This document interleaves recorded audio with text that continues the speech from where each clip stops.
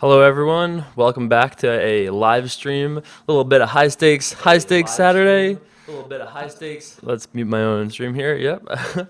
When everyone gets started, we'll get this rolling here. This is some pre-recorded. This is a pre-recorded session from yesterday, and I have covered up the names of my opponents because I felt like that was the right thing to do if we were going to be playing 510.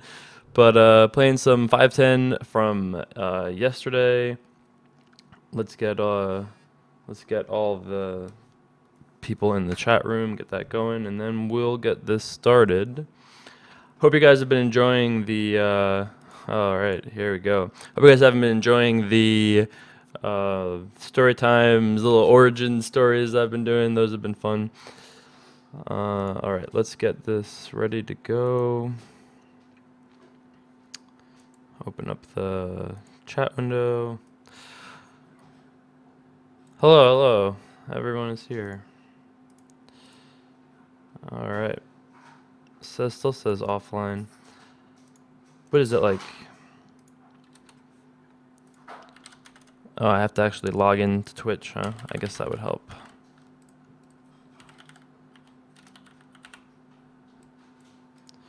All right.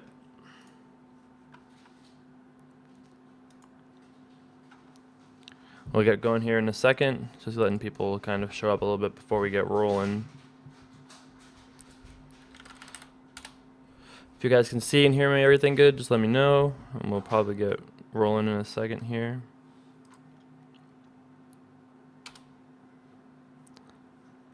There we go.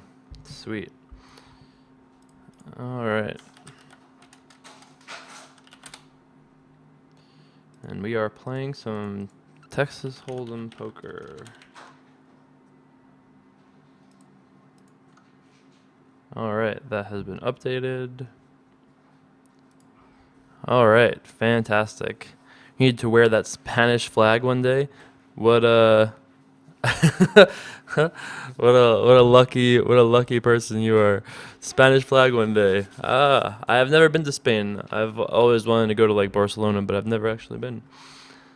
All right, let me just post this on. Let me just post this on Facebook, and then we'll get going here.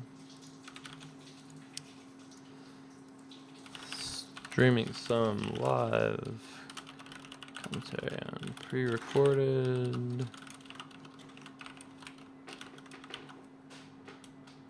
All right, let's get started here. Got ourselves the. All right, so yeah, I am playing this is a 5-10 session that I played yesterday. So I remember most of the hands. I covered up my opponent's names because I didn't want it to be, if I was going to do a high stakes video, I didn't want to show people's names and stuff. So I just left their balances and avatars. So let's get rolling. So we got a 43-minute session here, so we'll be playing until about 2:40. When I forget, let me know. So I guess I should probably pause this for a sec. So on the left table here, I had ace-8. I called pre-flop, called flop, check, turn, and then I bet 90 on the river. So we're caught up on there. On the right table, nothing really has happened, so I'm not going to go through that action. But yeah, that's it. Let's get some music. So he makes it 320, and I mean, it's not really much of a conversation. I'm just all in, you know? There's really nothing else you can say. You know, there's really no other correct bet size, I think. So, all right. I think. All right, I think this is all right. So, all right. So I shove on the left table. Seems about right. So yeah, if you guys have any questions, let me know. I'll stop and talk about hands. Although I really don't want to stop too much, but I will talk about any hands, questions, stuff like that. Just let me know. So I'm probably going to fold here on the right table to the 80. Guy's still tanking on the left table. And he does call with a flush. Full house, though. So we ship that little 1K there.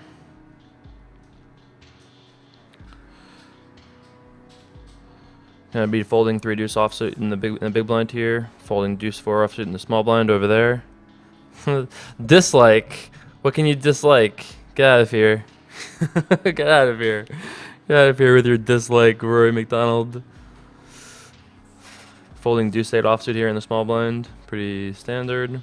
I decided to cover up these seats also just because I was afraid that people would sit down and then I would have to cover it up after the fact and then it would be too late. But so yeah, I decided to cover up the other spots as well.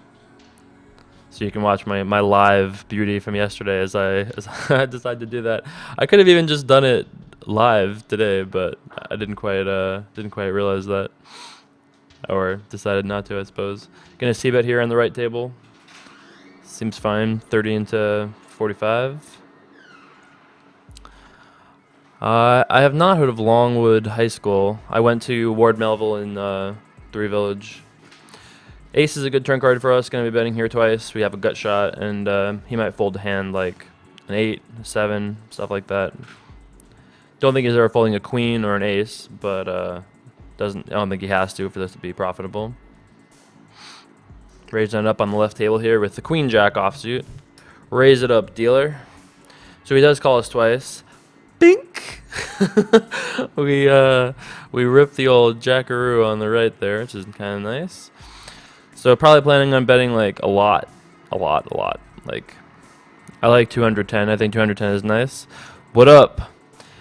No, this is either we've either done a lot of running it up or or this isn't a run it up. No, this is just a 5-10 session I played yesterday. So yeah, he does call us over there. Don't think we get to see what he has, but regardless, he shipped the 2 hundo. No, this isn't a run it up. I just wanted to do like a little something different for this first poker video because I know you guys have been jonesing, so I thought I would do something a little special for the true fans that follow me to Twitch. You know, we did some high stakes action for you guys. Pretty nice flop here for our queen 10 offsuit. A little bit of a heater. Planning on either check calling or check raising. I think either one of those options are fine. All depends on the opponent and all that other stuff. So probably will end up just check calling, but maybe not. I just found out that I had 8,200 lifetime Twitch viewers, which is crazy because I've only had like 2 broadcasts, so that's awesome. So I bet small in turn, he just gives up. So I think it might be worth slightly noting if we're going to play for an opponent against a wire that he didn't bet an ace queen queen board, but doesn't necessarily mean anything because it's only a one-time sample size. Episode 4 of Storytime might air tomorrow. It might air Monday, but I only probably have like 2 more episodes before I pretty much get caught up to where I wrote the journal from, and then after that will require like actual like lots of work to like put together the story, which I will still do at some point. But when we finish this phase of it up to 2006, tilting white boxes, yeah, it's a little disorganized. I should have made it black, but you know, what can I say? What's up? Tails is not good. So Tails is what, like 2 million in equity? Heads is never cash a tourney again. Well, I would just never play a tourney, right? And run terrible in cash. Do I flip it right now in my life? For sure. So I'm like flipping to either win 2 million or just not play hook poker too much anymore. I think at this point in my life. So here on the left, I bet 45 and he raised, and I really just didn't believe him. I just felt like this was going to be the kind of spot he'd attack a lot, so I thought we could get away with a little bluff here. On the right table, he re-raised pre-flop and I called, and then I called flop, which seems all standard. King is kind of a scary turn card on the right, but I'm probably going to call again. Nice little bluff. Get out of here. Get out of here with your raising. We made that happen. Pretty sure I still have to call on the right table. My hand is just too good to just let it go. I don't coach anywhere because I just don't have the time. This is as close to coaching as you get. This is it. So I call over there, we rip the jack, but you know, jack is obviously a good card because if we were behind, we're obviously probably not behind anymore. And when he checks, I'm very confident that even just our 8 was good because if he had ace king or aces or even like 10s, he would just shove river, I think. So I feel pretty good about our hand on the river, and now I'm very comfortable just betting it. Hi, Lois. Loik, whatever, one or the other. I decided to check raise on the left with queen jack. Not something I always do, but every once in a while can't hurt. What's with the censorship? Like I had said, I wanted to play a high stakes video, but I didn't want to kind of, yeah, we got called by an 8 there, so we actually were ahead every single street. I was, I wanted to do a 5-10 video with, without having to show people's names, because I didn't want to talk about players and be like, oh, this player does this, and, you know, there's not a ton of 5-10 action anyway, so I didn't want to make that action even less action. So I decided not to show names, but in the future I'll probably use black boxes instead of white boxes, but you know, I'm sorry about that. I don't think it's too bad. It's just a little, you know, it's a little more, you know, weird looking. That's all. Can you go over that re-raise on the left table when the third club came in? He wouldn't lead. Well, I was small blind, he was big blind, so that's a good idea. I'm going to use little fireplaces over every opponent's spot. That is a great idea. So I limp call over on the left, which seems fine. Yes, it's like a very bad HUD we have right now on our opponents. Can I go over that little raise? Yeah, I mean, I bet he raised. So that was why that happened. It wasn't that he led. I bet he raised. Over on the right table, I think we limp called, but I don't know how that's possible because there's too much money in the pot. I might have limped. It might have been raise, call, re-raise, fold, call. That's my guess over there. No, I don't use HUDs. First of all, Ultimate Poker doesn't allow HUDs at this point. We don't even have the capacity for it. But even if we did, I'm not really much of a HUD guy. I mean, the information is always nice to have. It never hurts you to have it, but I think it actually hinders most people and not really helps them. In the short term, it obviously helps you. And if you're going to like 8 table or 6 table or whatever like that, then yeah, you for sure should use a HUD because that information is just, it replaces you being able to pay attention. But if you're only playing like 2 tables like this, I think it's better to just pay attention. Just watch your opponents and just pay attention to tendencies and all that. So that is my feelings on that. The biggest game I ever played, the biggest game I ever played in a casino setting was, I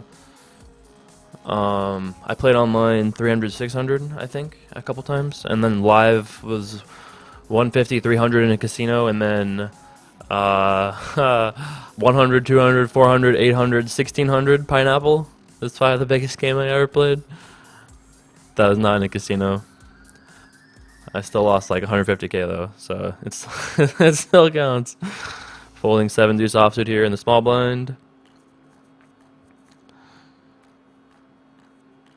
Yeah, his range is I think I'm just being tested a lot because I don't have too many flushes and most people won't continue without having a flush, so it's kind of just like I think it's actually a really good raise on his part, but I just decided to not believe him this time. Jack deuce offsuit here in the big blind, probably not going to be defending. Thank you. Gonna probably fold 4-8 offsuit here in the big blind. Friends with words. I don't think it ever will like really detract from you in the short run, but I think in the long term it does hurt people because people don't pay attention enough. You don't watch for like timings, you don't watch for like recent history. You just look and say, "Oh, he's 11-7, he's tight." Yeah, but maybe he's losing. Maybe before that he was like 9-6 and now he's widening up because now he's upset. You know, like I think there's plenty of reasons that you shouldn't use a HUD, and only a couple like for short-term money. I think, for example, you think Phil Ivey ever used a HUD? Let me just ask you that question. The answer is absolutely not. Phil Ivey could barely run a toaster oven, never mind a HUD. Let me just tell you, that man is not technologically very savvy. So I promise you, he has never used a HUD in his life. I would even go so far as to say is that if you ask Phil Ivey if he's ever used a HUD, he would say, "What's that?" I would bet a lot that he would not know what that is on demand. I had a friend once in I think it was either the $1 million one drop or the 100K one drop. No, well, it couldn't be the 100K one drop, but it was either a 100K or the $1 million one drop.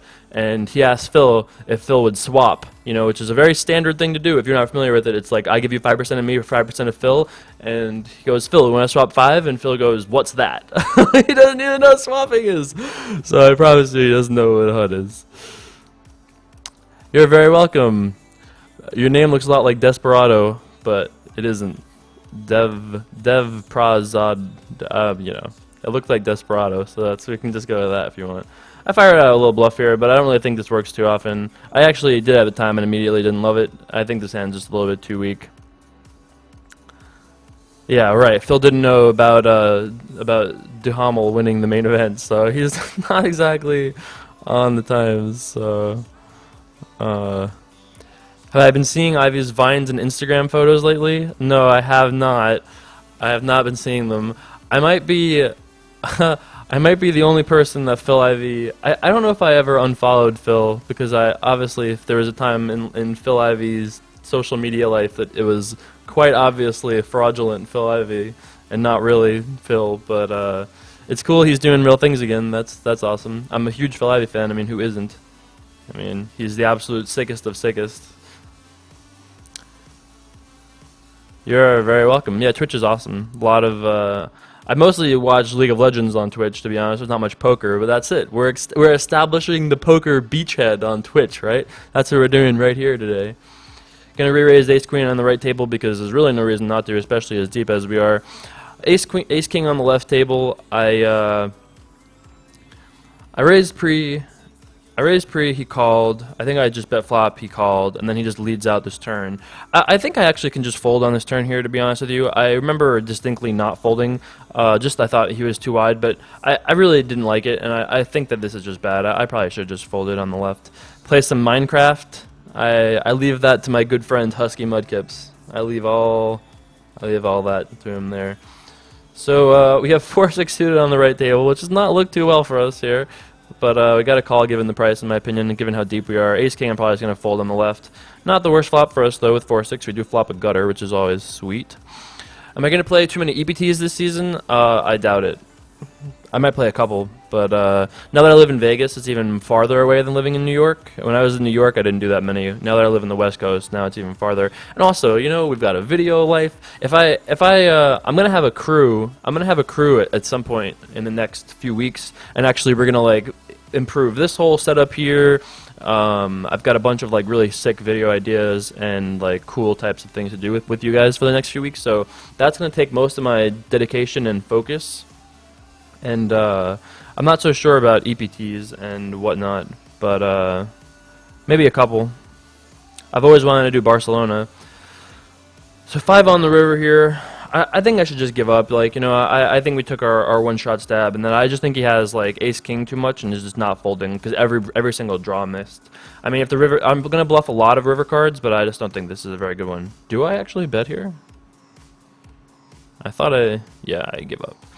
Yeah, I mean, it sucks to not bluff with... If I'm not bluffing with this basically means I'm not bluffing at all, right? Because if I'm not bluffing with 6 low, then I'm never bluffing. I just don't think he's folding enough. Even if we shove, I just didn't think he was folding enough.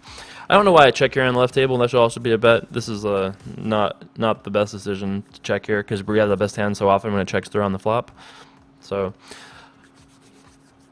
And then it checks through now, and now it's like, oh, I guess we should have bet turn, didn't we? That's the lesson here, folks. Oh, now we should just bet the fucking turn. That's it. And we didn't. King 7, gonna be calling, of course. Not the worst flop for King High. Check, check. Turn 5 ball. Yeah, in the future I'll use black boxes. At the time I didn't realize how annoying this would...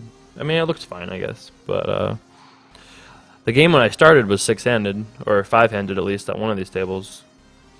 Just didn't stay there too long. So we chopped that up over there. What have you guys been thinking about the Life and Times series? Just Life and Times. Have you guys been enjoying that? That's been so fun to go back and tell that story. I mean, I've retold that story now a couple times. I've retold that story so many times in like short form that I've actually like messed up some of the details. I used to always tell people like, oh yeah, I started out with $5 and then a month later I had 100. It's actually not true. Like 2.5 weeks later I had 100 and a month and a half later I had 1,400. So yeah, I actually have been mistelling that story slightly, very slightly to people for I don't know how long now. So it's been cool for me to go back and watch that and all that. How many hours a day do we play? These days I don't play that many hours a day. I mean, you guys probably watch all the poker I play every day. I mean, like on the weekends, I probably play, maybe like 4 or 5, 6 hours on average if I'm in Vegas. But like yesterday, I played this session, and then after this session played 25-50 against one of these guys, and I lost like a buy and a half there to him. So it depends what it's running. I mean, I pretty much play whatever these days. So my biggest downswing was. It depends on the time frame. You got to ask me the time frame because that answer will depend. I mean, the biggest, longest downswing I ever had is probably a couple 100,000, something like that. Actually, it depends. It depends even like what you say like downswing. Like you gotta clarify that the time frame. I think. No, there's no known pros in this game, in these games for sure. Gucci Chan. Let's see. How do we do that? That is... There you go. We're going to do promos like the Harley giveaway in New Jersey. All the poker gets there? Yes, for sure. So on the right table, we bet flop, bet turn, and then the board paired on the river. I think we can definitely bet for sure. I mean, obviously. Once again, we show up at the river with 6 low. This time we are bluffing though. Looks like we're taking out the hammer, boys. We're taking out the hammer. All right, so we're risking 340 to win 260. I like it. Yeah, that's right. We're on fucking Twitch, all right? There is no need not to swear. Twitch is it. It's live, We just go Bill O'Reilly style. Fuck it. Let's do it live, That's it. So yeah, we bet 340 to win 260, and he's giving us the sweat of a lifetime over there. But looks like we got it through. There you go. Is Ultimate Poker gonna put me in any tournaments or anything? No, they kind of offered, but I'm over that point in my career where I need people to put me in tournaments. Thanks though. I'll just take money, please. I don't need tournament buy-ins. That's just being honest, I suppose. So I think he limp raised call, I think. And we flopped trips again on the left. Wow, I ran pretty hot this session. I didn't remember how hot I ran, but I feel like I have trips every other hand. Although I did just win with 6 high, I'll point out, so... Cool, sweet. Yeah, I mean, I'm glad people are enjoying those videos. I wasn't so sure how people would react to non-poker storytime videos, but I was like, you know what? Why not? Let's run it. King 3 offsuit here in the small blind, probably just folding. Could argue. I mean, I might defend too. Who knows? Anything can happen in team run it up, right? I've probably defended worse on video, so would not shock me. I think that was it. Oh, new books for small stakes limit. No, I can't recommend any good books because I don't read poker books anymore. It was something that I used to do a lot when I was really trying to like work on my game and improve, but I've accepted the fact that I am not at the absolute forefront, super sharpest poker game I've ever been in my life, because you just can't do it all. There's so many awesome things going on that I'm spending time doing that I'm really loving, one of which is these videos. I'll point out that I've kind of let my poker game decline slightly from its absolute peak. I still think that I'm a winner in most poker games that I play in, but I'm certainly not at my absolute best by any means. And I checked back this flop on the turn, and then I raised turn here. I think that's okay. I actually bet flop a lot, as you guys know if you've watched these videos, but I decided not to in this case. I just bet on the right. So yeah, I haven't been reading. I haven't read a poker book probably since. I don't even know when the last poker book was that I read. It's been a very long time. Do I consider myself better than everyone on the site? No. There are probably a couple. I mean, because I don't know people's screen names, so I don't know who people are. People know who I am, obviously, but there are a couple guys that are playing at like 25-50 and 50-100 that I'm probably slightly worse than, but I don't really mind that. I don't mind being a slight loser and just learning and just playing with people. So pink, it's nice little flopperoo on the left there. Looks like it's checked to button. When I started, I took a bank management scheme. No. I pretty much played what I felt like playing. I decided to check here twice to be tricky. When I started to do it, no, there was no bankroll management. I mean, I always just kind of said I'd play whatever, move down if I had to, and you can hear in the videos that I just pretty much played whatever. Little check raised here. 270 is too big. 240 might even be a little too big, to be honest. But we are 100 big ones deep. Guess it can't be too bad. Probably going to be defending the 6-3 suited on the right. Am I promoting any sites right now? Yes, indeed I am, sir. I am an Ultimate Poker Pro, in fact. UltimatePoker.com. The United States' first regulated, licensed, online poker site. The only place you can play right now on the entire United States of America is within the borders of Nevada. That's pretty awesome to be a part of. I play all my chips. I actually was very worried when he snap called there. I was like, whoops, I guess we ran into pocket nines, but nope, not this time. So we shipped that little 1K profit. Any chance Ultimate Poker comes to Canada?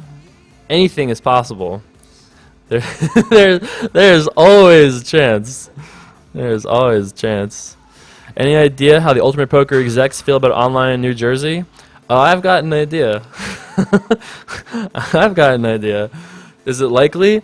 Well, let me just tell you. If it comes to Jersey, I'll be spending a lot of time in Jersey because obviously I'm a Long Island boy. So I would love to be more East Coast than West Coast. Although I'm actually really loving this West Coast life. Going to LA, I did the whole California thing last week, as you guys saw, and I was doing all my Twitter, Instagram. Yes, J Carver Poker Instagram.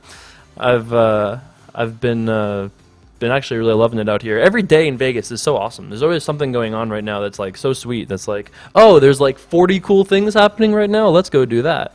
And once I get an in-person film crew like nonstop, like my bracelet hunting crew is gonna be like actually pretty much traveling with me to do videos and stuff. It'll just be like nonstop awesome content like for a long time. So this week I'll actually have an announcement about that, which I might just like, no, I didn't spoil anything yet, but this week you guys will hear about it. It's pretty awesome. So what do I think about Poker Night? I think that Poker Night is a great concept. I love the people that are involved with it. They actually had a conversation with me during the beginning phases of it, asking for like ideas and advice, and I was happy to give it to them. I totally support them, but they asked me to go out there this weekend. I just couldn't, but I would love to be a part of it in the future. Let's see. I know I missed a bunch of questions. Quick thoughts on Shonen Shogun. Oh, that is a fantastic question. Let me just talk about that here because that is a great question. I think that Chael is quite a favorite against Shogun. I actually think that might be one of my largest sports bets that I've made in a long time if I have the time this week to bet, which I probably will. So I just think that Chael's wrestling is going to be so much better than Shogun's defensive wrestling that purely on that metric alone, I think that Chael will have a significant advantage. If you look at like the Forrest fight, Forrest took down Shogun a couple times, and I haven't really like analyzed Shogun against wrestlers, and I'd have to do that before I made any bet. But I really feel like Shogun doesn't have enough takedown defense to really survive Chael. Chael is also another great person to bet on. Chael, John Fitch, like those guys are so good to bet on because they just follow a game plan. Like you know what Chael is gonna do. Chael's gonna go out and fucking wrestle. He's gonna go out and try to take Shogun to the mat. That is it. He won't go out there and have an ego and just throw punches or anything like that. He's gonna go out there and he's gonna just wrestle. He's going to wrestle. And in a wrestling match, Chael is better than Shogun. Certainly more than the price right now is laying him. So I think in a 3-round fight that I will for sure. I think Chael is a sizable favorite. Oh, look at all these questions. Let's see here. It's funny how you slip up sometimes with censoring your stuff. I don't owe anyone anything. Like I never promised to anyone that I was like, I promise I will never curse on a video. Like I never promised that. I just, for YouTube's sake, I feel like it's like slightly unprofessional to be like, cursing without humor, I have no problem being like, fuck this bitch. Like, like, I think that's funny. I think that's fine. But, I think if I'm just like talking about thought process, I don't think it makes sense to talk about, oh, fucking this guy, this guy, that. So, right, yeah, I don't think I want to be like, yo, this guy, what the fuck, like, I don't think that's any good. When is it coming to Arizona? Don't know. When is it going to be legal in California? Don't know. Sometime soon, I hope, though. You just wait, you're fine. Sure. Yeah. Let's see, what other questions did we miss here? I think I decided to check raise here on the left, but I don't really, like, love it. And I think it's, like, the worst hand I check raise. And I probably just give up if he calls, to be honest. Unless, like, it comes, like, 7 of hearts. Oh, 7 of hearts is improving us, but... were I ever playing high enough to get an invite to TV shows back in the day? Actually, that's really sad you should mention that, because I got invited to the big game, which would obviously be sick. It was the one where they gave 100,000 to some random person to play, and it was like a 200-400 game. I got invited to that, and then they immediately shut it down. They're like, whoa, we weren't serious. We're shutting down the program, actually. So, yeah, that happened. I bought in for $1,000 at each table. Do I simplify my thought process a lot? I mean, it's I feel like I'm mostly gearing this to beginner, intermediate players, and not. I find this check raise to be rather. I remember at the time just like not believing this check raise too much. And I actually kind of thought that whatever he check raised with was probably going to have a lot of equity and put me in some tough situations. So I actually think I decided to re-raise here and just kind of like check back most rivers. But I'm not necessarily sure I love this play, but that's what I ended up doing. Let's see. What were we talking about? Oh yeah, the simplification of my thought process. Like it's a YouTube show. It's a YouTube show, right? Like, and this is obviously Twitch. So I feel like, although we cover a lot of like poker education, and I really feel like you can improve your thought process by watching me, or at least I think that my thought process is very like, I think that the way that I try to go through my thought process is something that's very understandable. Like, I try to break it down in terms of people understand. So if you want to get better watching my videos, I encourage you to do so. But I don't think you have to watch my videos with like a notepad and like a blackboard and like, trying to like work out the math or anything. We can just relax, hang out, that's fine, What music is this? This is, it's actually, you're probably on the last song, I think, right? So if you mean this song, let me know. Cain Velasquez versus Junior Dos Santos, who's winning? Well, I've been wrong on that fight twice now. So, I don't see why I would be right the third time. My guess is that Cain will win, but I will probably not be betting that fight. I don't know when poker will be legal in California, but I promise you that lots of people want to see that happen. So, if it can be done, it'll get done. I promise you. No HUDs in Ultimate Poker. Do you think reading random poker books will improve my game more than just playing and analyzing? I think it's one of those things you should do in unison. I think you can read books, watch videos, play. I actually think for me, talking with friends was the most helpful thing of all. Just having friends to talk poker about was really kind of like what did it for me and started making things click. So for me, it was actually like making a lot of good poker friends. I mean, I can go back and look through my poker career, and I can distinctly point out people that if I hadn't like watched their videos or become friends with them, I would not be as good as I am today. I talked about Chuck in my previous videos, and I'm sure there's people between him and like Vivek from Something Awful, Poker in the Rear. There are people there that I would not have been as nearly as good without them. And then Daniel Negreanu was a mentor of mine, still is one of my best friends, and having him teach me like live poker was absolutely incredible, and have him for advice was absolutely incredible. And then Phil Galfond and Cole South, I would say both of their videos, even though I didn't become friends with Cole until like a year ago, and Phil until like maybe even like 6 months ago, but those two guys are both so awesome, and without them I would not even have been close to where I am today. you can definitely tell in my thought process that I've been heavily influenced by Phil. I mean, Phil is such a great poker thinker and a great poker explainer that I think, although he probably wouldn't have used great poker explainer, he would probably use teacher, but I'm gonna go with explainer. I'm gonna call here with 5-3 hearts. My favorite hand, 5-3 suited.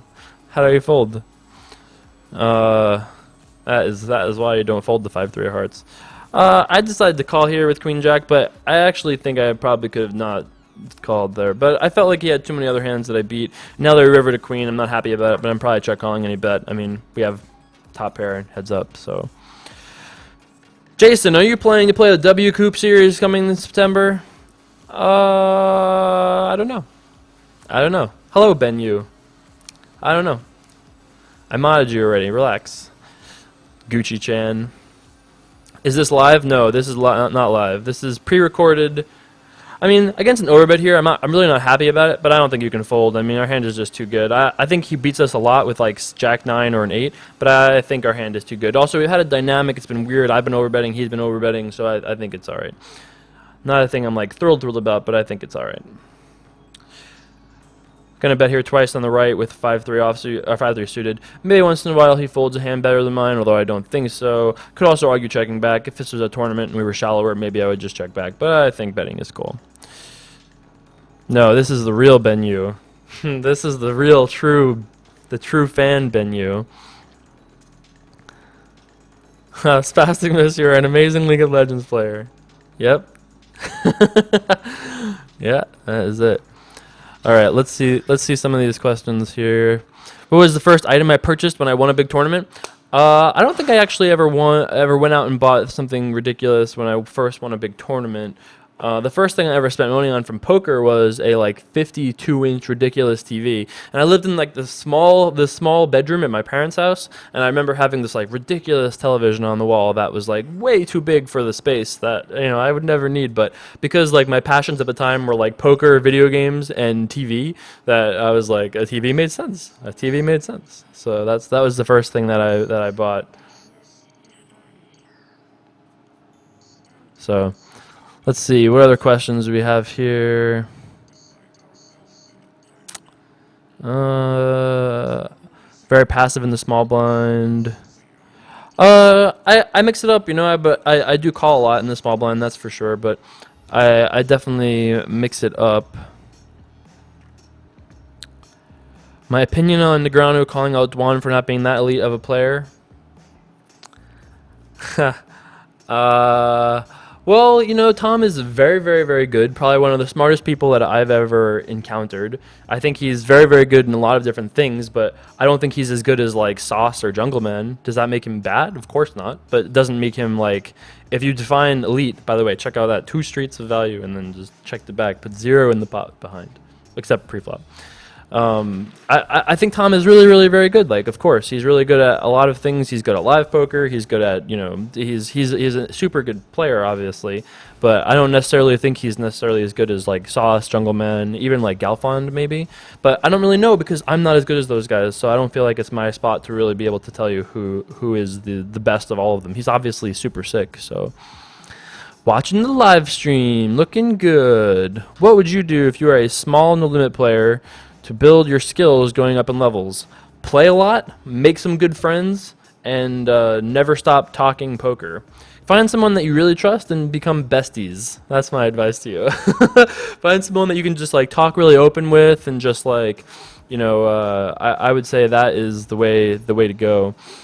Find someone that you can really trust, talk about everything, say, what do you think about this? What do you think about this? And don't be afraid to follow your instincts because those are more important than thought process, in my opinion. It's more important to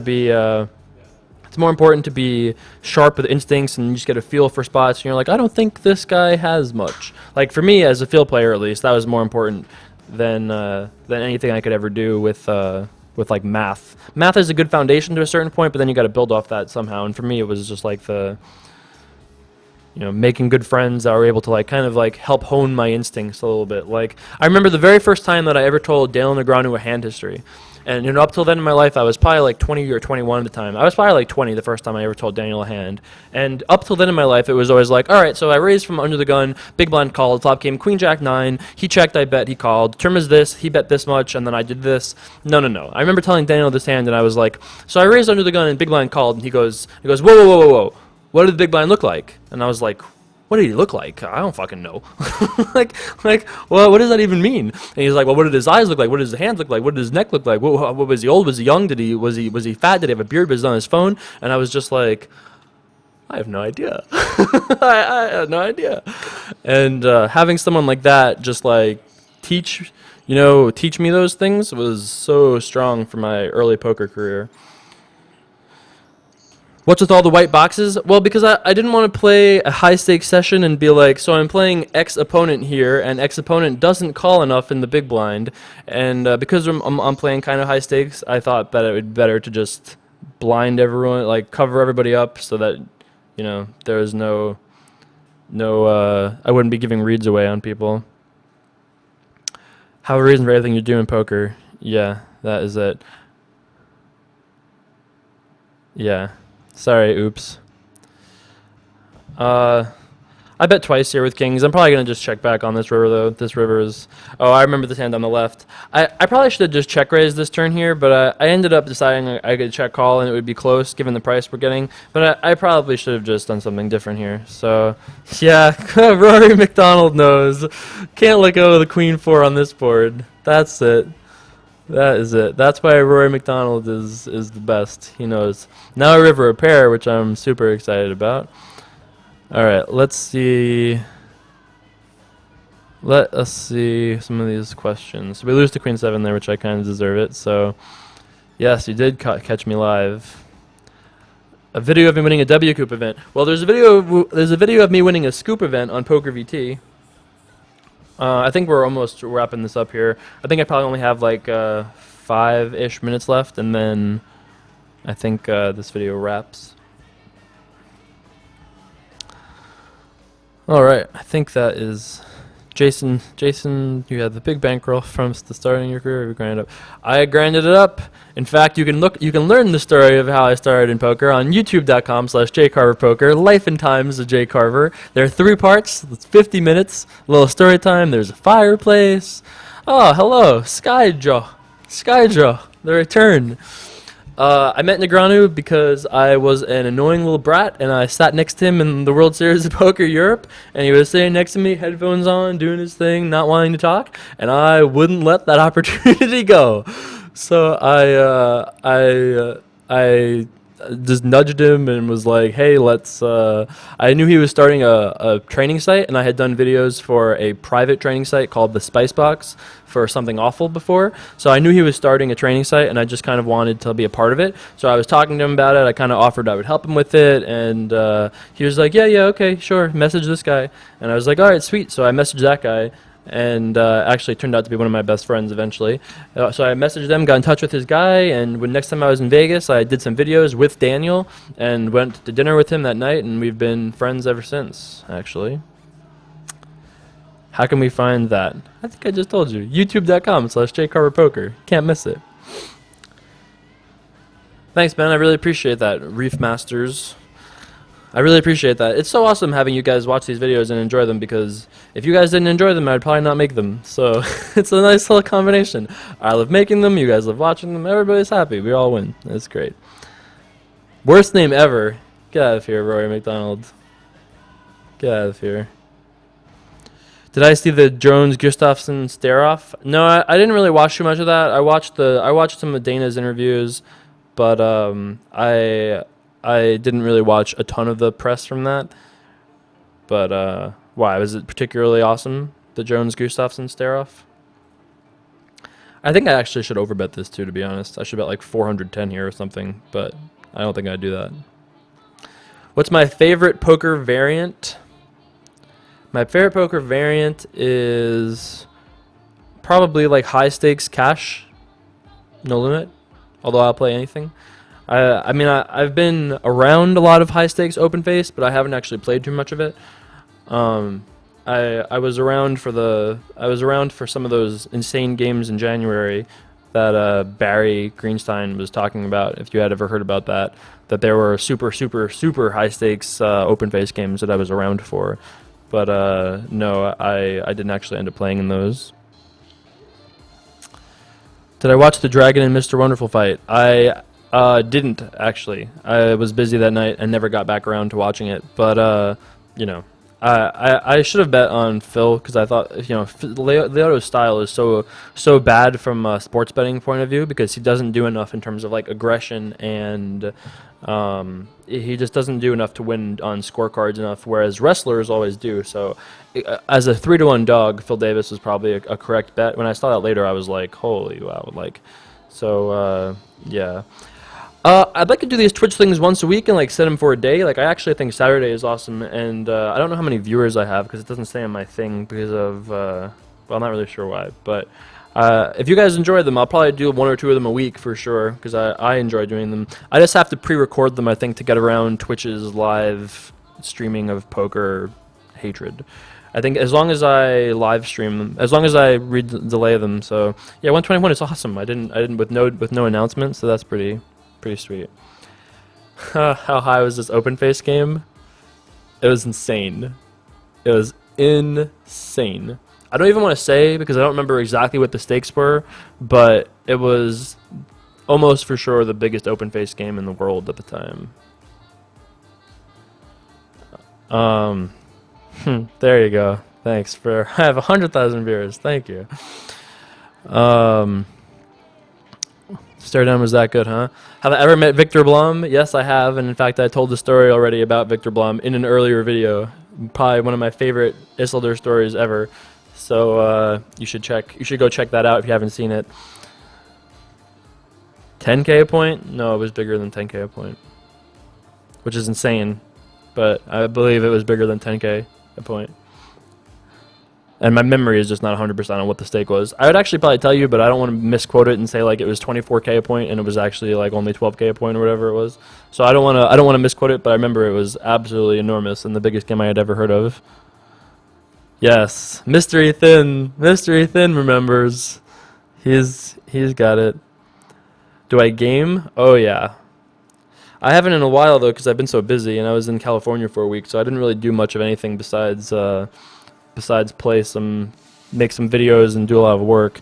But let me tell you, if any number of the meetings that I had last week work out, it would be just like the absolute sickest for videos. They're all like cool video meetings too, so if anything works out, oh my god, it would be the sickest. So alright, I think I ended up quitting here because this guy wanted to play 2550. So I ended up winning like 4K or something like that, and then ultimately ended up losing a bind and a half to the other fella.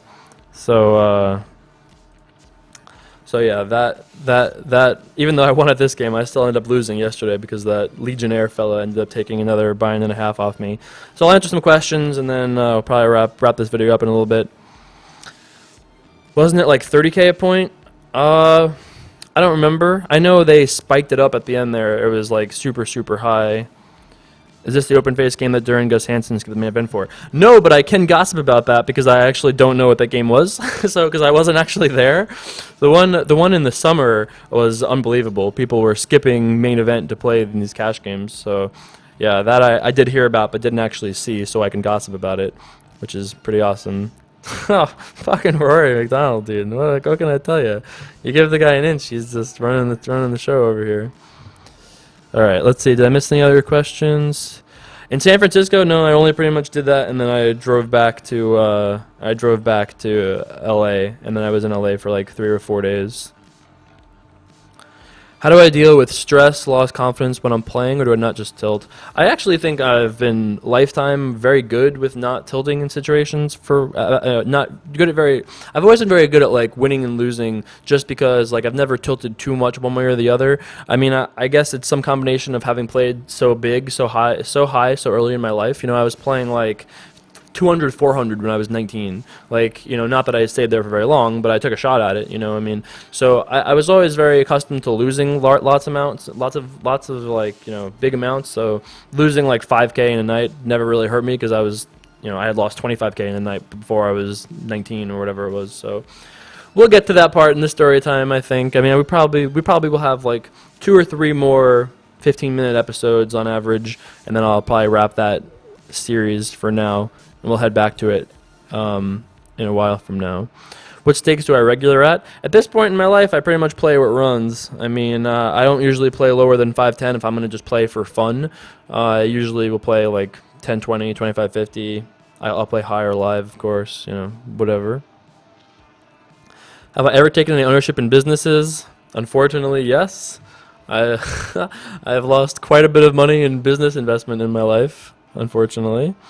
I wish I stuck to poker, because poker backing and ultimate poker would be substantially more profitable than some of the businesses I've gotten involved in my life. Let's see. You're very welcome. Very welcome, everyone saying thank you. I appreciate that. BMW situation is resolved. I had to do a little bit of fighting and much more clawing than you ever thought I'd have to do. Considering what they did, you would really think that I wouldn't have to like fight tooth and nail for like anything out of it. Remember their first offer to me for the brakes not working. They changed the tire and the brakes didn't work, and they offered me $400 in like store credit and floor mats. That was their first fucking offer. How insane is that, right? But they eventually ended up giving me like a ridiculously huge discount off of a brand new BMW. And it was fine. It was basically I traded in the old one for like a much nicer new one, and I was like, all right, sweet. So you're very welcome, Chazbot. House hunting in Vegas? I'm not doing house hunting because I'm not sure how long I'll be here for. So if I end up, like, let's say there's online poker in Jersey or something else happens, like maybe I end up moving or whatever. So I didn't actually buy a place here, so you're gonna have to get used to these blinds behind me. Although I'm thinking about improving the background situation because I feel like if we're gonna be doing a show every day, this is we can do better than this, right? Let's get a fireplace behind me. That's what we have to do. We have to install a fireplace, and then we'll be good. How much experience do I have in backing? I have a lot of experience with backing. That's what I spend half of my time doing every day. I manage like 8 full-time horses at the moment. I tell the Victor story in Run It Up 17, I think, which is on Twitch. All right. Who is the most overrated poker player? Can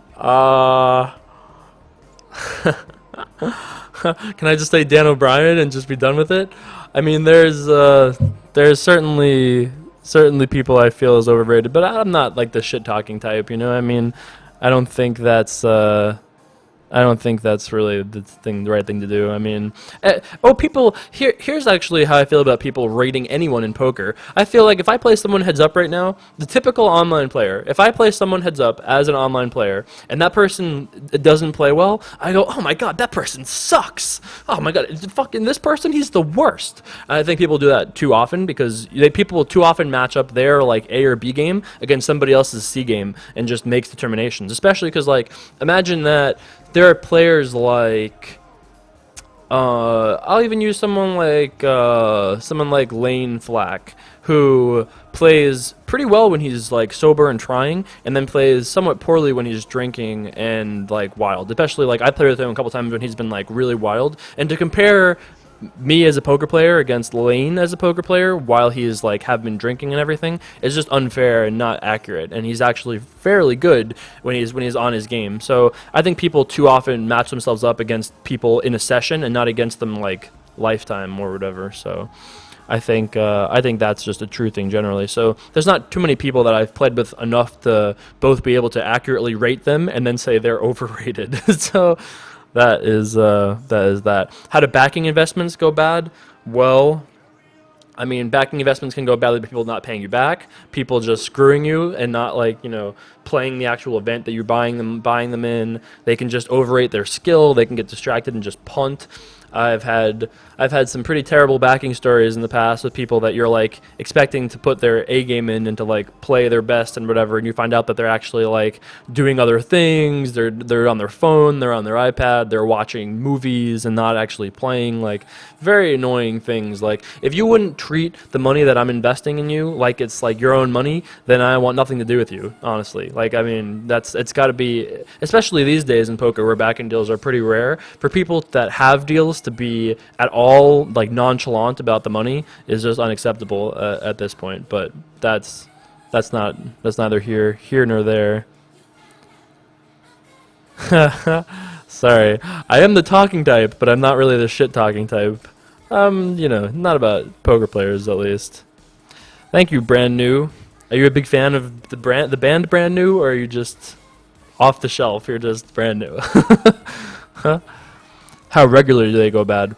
Not too often. Lifetime, I've had much more money stolen from me by people that I loaned money to than I have had stolen from me in backing. Like, I've had people pay me hundreds of thousands of dollars in backing deals that I was either managing or had a stake in several times successfully, but I've only had like, I think I've only had people like run off with money a couple times. There was a guy once when I was like first starting in poker. He had been a friend for a couple years, and he was like, "Hey man, what, you want to stake me for like 50 cents a dollar? Well, normal profits, whatever else. Give me like $1,000 and we'll do it." And I was like, "Yeah, sure, whatever." Gave him $1,000. Got like a couple days of updates, and he just vanished, and I never heard from him again. Like that kind of thing happens, unfortunately, like fairly often. In terms of like maybe it happens like, you know, I'm much better at that now than I was back in the day. But people steal from you in backing for sure. I had one guy actually. Oh my God! All right, this is a fireplace worthy story time. I can't wait to tell this story. My real life friends will really love this story because this guy is a scumbag. So this guy is a scumbag who stole from me. So this is a fireplace worthy story. Stay tuned for this one. Yep, that's right. We're putting up the fireplace, boys. Oops. Nope. That's not a fireplace. Oops, that's not a fireplace either. This is why I need a production assistant ASAP. ASAP. Alright, we got ourselves a fireplace. We're all ready. We're all ready to go. So check this story out. Check this story out. Oh, we're all real life friends. Relax. There's two people that know this guy in this channel though. So there was this fella who whose name was John Rogers, and I feel fine outing him because he's a scumbag who stole from me and stole from friends of mine as well. And I backed him for a while. You know, he was playing stuff for me, and I found out that he was playing drunk. I found out that he was like not reporting sessions. He was like winning money, pocketing it, and just like not playing when he was supposed to be playing. And eventually he just pieces out with the money. Doesn't respond to anyone. Stops, just cuts everyone off. Takes all the money he has from the couple of us that were staking him. And then I don't hear anything else about him for a while. When I make an account in Ultimate Poker, I make an account as Technopotent or I think I did because Jay Carver was taken. And I remember talking to people at Ultimate Poker, and I was like, "Yeah, I'd be Jay Carver, but the name is taken." And they're like, "Oh, we can probably look into that." And I go, "Yeah, whatever." And I go, "Yeah, if it's available and can be done, it's not a big deal." And they go, "No, it's just some guy from Actually, I don't think they tell me who it is at this point. I forget how I actually found out the name of it, but apparently this John Rogers guy squatted my name and was planning to scam people off my Ultimate Poker name, even though we don't do transfers. So, yeah, that was something. That was something I was not really happy about. So, thanks, Rory. Yeah, so that was kind of annoying, but ultimately I just took his name, obviously, because, you know, what can you do? So he squatted my name to try to steal from other people. So that guy is not allowed to play Ultimate Poker, unfortunately. Sorry to say. Thank you, 1984 IOC. I would love to play on high stakes poker again. If they start running poker after dark, high stakes poker, all that stuff, you'll see me on there for sure. 100%. That's right. There can only be one Jay Carver. Get out of here. Get out of here. Well, shouldn't be allowed to live is a little too strong, but you know, who knows the situation. Maybe he has some good excuse for stealing my money and running off with it, but you know, whatever. Those things don't ever upset me too much. It's just like very annoying, you know, like considering how like trusting and open most people are in poker. I mean, there is a there is a story that this is a real Twitch only story time. There's a poker player who I was not very good friends with several years ago. I would not do this anymore, but several years ago there was a poker player who is very, very famous who I was friendly with, like I had met like twice, as an acquaintance, but we weren't really that good friends at the time. Now we're very close friends. And the same person owed us money, and he asked me if I wouldn't mind picking up what this guy owed him as well. And I was like, yeah, sure, whatever, thinking it was going to be like not that much money, which still means like 10 or 20,000. But he asked me to pick up money from this guy and this other guy. And at the end of the day, I started out the day with a Whole Foods bag. At the end of the day, I had $500,000 cash in a Whole Foods bag, almost all of which was not mine. And this guy just like trusted me to like collect it and give him this money, and I did, and it was fine. That's how poker is. So when people are scumbags, it is annoying, but yes, that's one way to bond. I did post Run Up 17. It's on Twitch. If you look on the right panel here, you can see it. Oh yes, Jesse Jacobs is on the case here. It wasn't the Granu. It wasn't the Granu. No, it wasn't Yukon Brad Booth either. Who out of all the poker players, who has the biggest bankroll? I don't know. I don't know. Ivy has got a lot of money, but yeah. There you go. People, I have told that story before. So, who's been my best ever horse? Well, the only horse that's ever outed himself publicly as mine is my friend Jeff. I was going up to play that Foxwoods World Poker Tour event in the fall, and I had invited Jeff to come with me and hang out. Just like, hey, you want to go play this 10K with me? Because back then I had enough money that I was just like, yeah, hey, come play this 10K with me. It was fine. And so I invited Jeff to come up to Foxwoods with me. On day one, I had a bunch. He didn't have very many chips. We made it to day two, though. On day two, I had a lot of chips. He was doing okay. On day three, he got crippled, I believe, down to like a big blind or something, and or very short at least. And I went out. He made it through, though. On day four, he survived, still in there, still in grinding. It's like a 6-day event. And apparently he's like family friends with Joey Fatone, who like happens to be there. It was like, okay, rather unbelievable. And then, so he makes it to day 5, and Joey Fatone comes and hangs out with us, you know, sweating Jeff at like the final 3 or 4 tables or whatever it was, or 2 or 3 tables. So it's like me and Joey Fatone sweating my friend Jeff at the, yeah, I know, I know. I'm getting the wrap it up type of hand signals. But, so Joey Fatone and me and I are sweating my friend Jeff at like 2 or 3 tables left. And, ultimately, Jeff's dad flies up. Jeff makes the final table. And somehow, some way, there's a video on the internet. I don't know a clip off the top of my head, but if you look for the World Poker Tour episode that Jeff Forrest wins in like 2010, there's a hand where Jeff gets it all in with pocket 4s against Ace King, and Joey Fatone is out in the... I'm going to have to move this back momentarily. Joey Fatone is out in the audience stands dancing for a 4, but he's doing it like he's like, God, I can't even replicate it, but he's like 4 and like dancing, and it's like, yeah, everyone's watching me now. He's like 4, and I'm obviously a fish clown who can't dance, so I'm out there too. I'm like, yeah, bitch, 4, that's right. So there's a video on a World Poker Tour event of me in the stands dancing with my hands in like a 4 shape with Joey Fatone, and yeah, thanks partially to my dancing, I think Jeff ships the event. So Jeff wins like 500K, of which I got a lot of that. So yeah, that that was something, that's for sure. All right, I only have 3 more minutes, and then I have to go, unfortunately. But I'll answer a bunch more questions, and and yeah, we'll go from there. Did I back Proton? No, I've never backed Proton. Oh no, that's not true. A couple times I've backed Proton. Long story short, Jason dances for money. Yes, that's right. For $400,000 or whatever it is, I'll dance for money. That is for sure true. Am I going to be doing Foxwoods again? Probably not, but maybe. Anything is possible. They've kind of killed the Foxwoods events, but I would love to. I'd love to head to Mohegan. Mohegan's great, obviously. What's so bad about outing yourself as a horse? You can out yourself as a horse if you want to. I just don't out other people. It's their business, you know.